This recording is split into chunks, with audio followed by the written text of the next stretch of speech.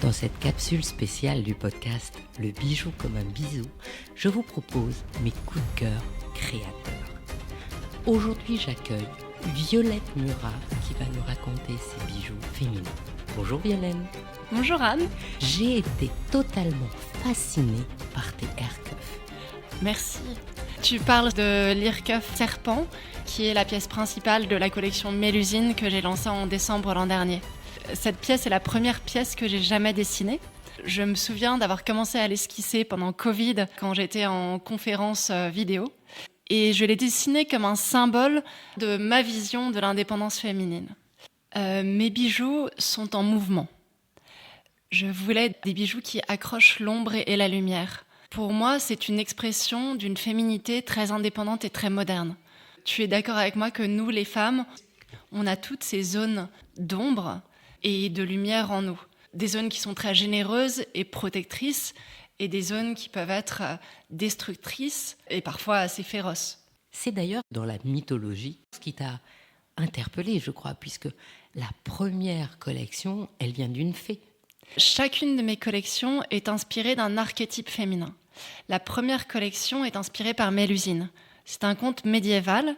C'est une fée qui est découverte par un roi dans la forêt. Le roi tombe fou amoureux d'elle. Il lui dit « Viens, je t'épouserai, je t'amènerai dans mon château ». Elle lui dit « D'accord, je vais te suivre. Je te donnerai des enfants. Ton royaume prospérera, puisque c'était une figure de la fertilité et de la renaissance de la nature. Par contre, je te demanderai qu'une fois par mois, tu me laisses dans ma chambre et que tu n'ouvres pas la porte. » Il lui promet, tout se passe bien, ils ont des enfants, le royaume prospère. Et bien sûr, vient un moment dans leur mariage où le roi écoute les médisances de son entourage. Il regarde à travers le trou de la serrure, il la voit dans son bain, à moitié femme, à moitié serpent. Et là, il ouvre la porte, il la trahit, et elle reprend immédiatement son indépendance. Elle embarque ses enfants, et elle s'envole, et elle laisse le royaume dépérir. C'est donc pour ça que ce aircuff si magnifique qui m'attire l'œil, eh bien, le serpent qui pose sur le bord de l'oreille, fait le tour de l'oreille, englobe un morceau du lobe et se cache derrière, en fait, quand on le voit tout seul, il est en train de voler. C'est exactement ça. D'ailleurs, je l'ai appelé l'envol de Mélusine. Cet Earcuff, c'est ce moment où Mélusine réclame son indépendance.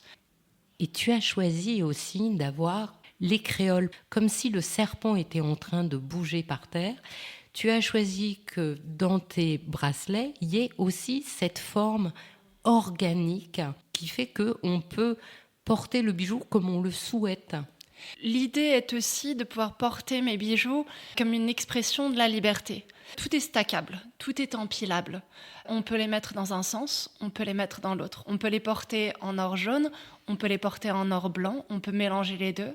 L'Earcuff peut être porté d'un côté, de l'autre, il y a des petits anneaux qui peuvent être empilés. Tout est un terrain de jeu. C'est une façon pour chacun de pouvoir s'exprimer à sa manière. Ça donne un petit côté rock'n'roll à n'importe quelle tenue, même si on est en talons aiguilles et tailleur sévère.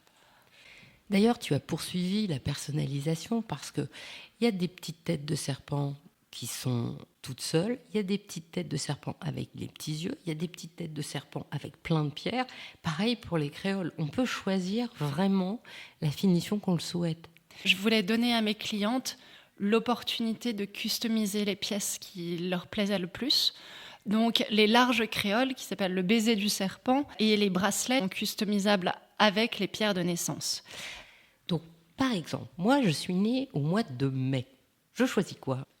Traditionnellement, la pierre de naissance de mai est l'émeraude. Mais j'ai décidé de travailler avec de l'onyx vert, qui est une pierre qui ouvre à la spiritualité et qui est aussi une pierre qui est beaucoup plus abordable. Et l'une des choses qui est importante pour moi, c'est que mes clientes puissent s'offrir ces bijoux elles-mêmes. Maintenant qu'on a bien compris pourquoi tu as choisi Mélusine et le serpent, je crois que la deuxième collection, c'est encore une femme forte, mais différente. Oui, la deuxième collection est inspirée par Artémis. Artémis, c'est bien sûr la déesse de la chasse. C'est la protectrice des jeunes animaux et des jeunes femmes. Elle a aussi un côté extrêmement sombre et féroce. L'une des histoires qui m'a beaucoup interpellée. Et le moment où elle se rend compte qu'un chasseur la regarde dans la forêt quand elle est nue et qu'elle se baigne, et dans sa fureur, elle le transforme en cerf et il se fait manger par ses propres chiens. Donc ça, c'est le côté vraiment féroce et ténébreux d'Artémis. Mais Artémis est aussi une déesse qui est très aimante. Et notamment, elle qui s'était promis qu'elle ne tomberait jamais amoureuse, tombe amoureuse d'un jeune athlète avec qui elle court, avec qui elle chasse. Apollon, qui est le frère jumeau d'Artémis, devient jaloux de cette relation. Et un jour où elle est sur le rivage, il lui dit « Tu vois cet animal qui nage au milieu de l'océan, je parie qu'avec ton carquois et tes flèches, tu n'es pas capable de le toucher d'ici. » Artémis est l'archère. Elle atteint son but. C'est l'une des choses que j'aime beaucoup dans cet archétype. Donc, elle vise, elle tire et elle tue le seul homme qu'elle a jamais aimé. C'est pour ça que l'une des formes principales avec laquelle elle est jouée est la pointe de flèche, déclinée sur des colliers, des bracelets et des boucles d'oreilles. Cette pointe de flèche, je l'ai dessinée presque comme un cœur. Les bords n'en sont pas acérés, ils sont plutôt doux au contraire, au toucher. Et toute la surface est gravée par un motif d'écorce pour rappeler la forêt dans laquelle elle chasse.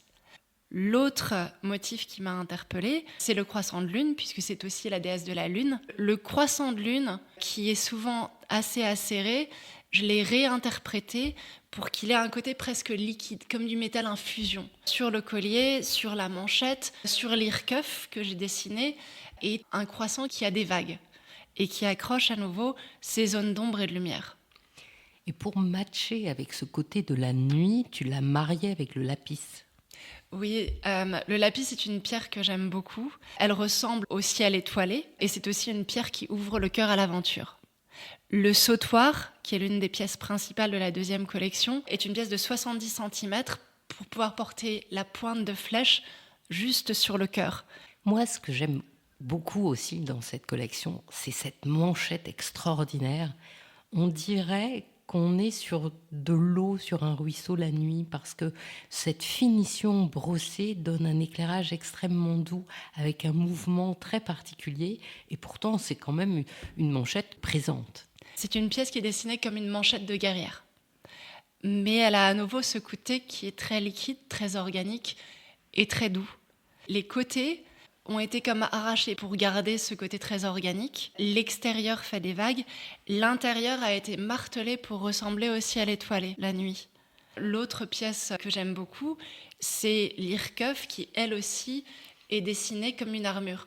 Ah, je vois bien, elle couvre carrément le haut de l'oreille et complètement le bas du lobe. Oui, absolument. C'est l'effet que je cherchais à créer. Et c'est aussi pour ça que toutes les pièces d'Artémis sont finies en or brossé pour garder ce côté un peu rugueux, puis aussi ce côté dur et guerrier.